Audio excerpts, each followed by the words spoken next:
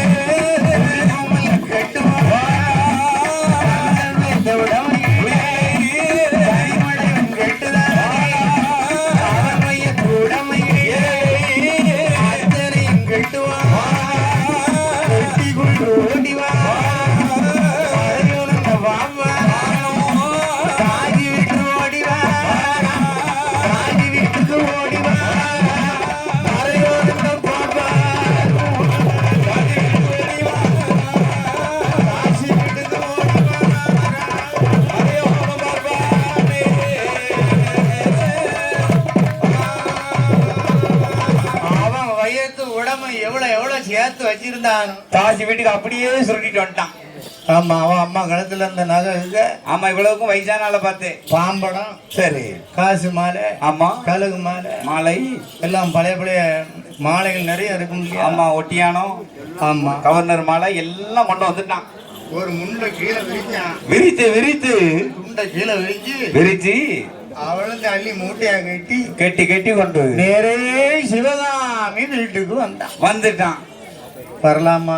அதோட முடிஞ்சான். அவன் கதை தான் முடிய போற. அம்மா வந்து எம்மா சிவகாமி, அம்மா சிவகாமி, அம்மா என் வயத்து உடம்பு அவ்வளோ உனக்கு தான். என் அம்மா கழுத்துல உள்ள நகை, என் பாட்டி கழுத்துல உள்ள நகை சரி எல்லாம் என் மனைவி யாரு இருக்கா? லட்சுமி இருக்காளே, அவளுக்கு தான். என் அன்பு காதலி அவளுக்கு தான். ஆமா என்று கொடுக்க அந்த பண மூட்டையை வாங்கினா இல்லையா? வாங்கி கொண்டு மூட்டையை வாங்கின உடனே தான் முகம் என்ன செய்யுது? அப்படியே தாமரை பூவா மலருது சிவகாமிக்கு. ஆமா, ஆஹா, இவன் நம்ம மகன் மேல ரொம்ப மோகமெல்லாம் இருக்கான். என்ன காரணம் ஒன்று தெரியவில்லையே. அதனால் அதோடு விட்டாளா சிவகாமி? விட மாட்டாளா? அவளுக்கும் கேடு வர போகுது. எப்படி? இவன் மகள் நம்மளுடைய மோகத்தினாலே இருப்பதினால். ஆனால் இவனோ இந்த சொத்துக்கு அதிகாரி கிடையாது. அம்மை அப்பம் கோயிலிலே இருக்கிறதே 6 லட்சம் முன்னுடைமை. அத்தனையும் அவன் கணக்குலதான் இருக்கு.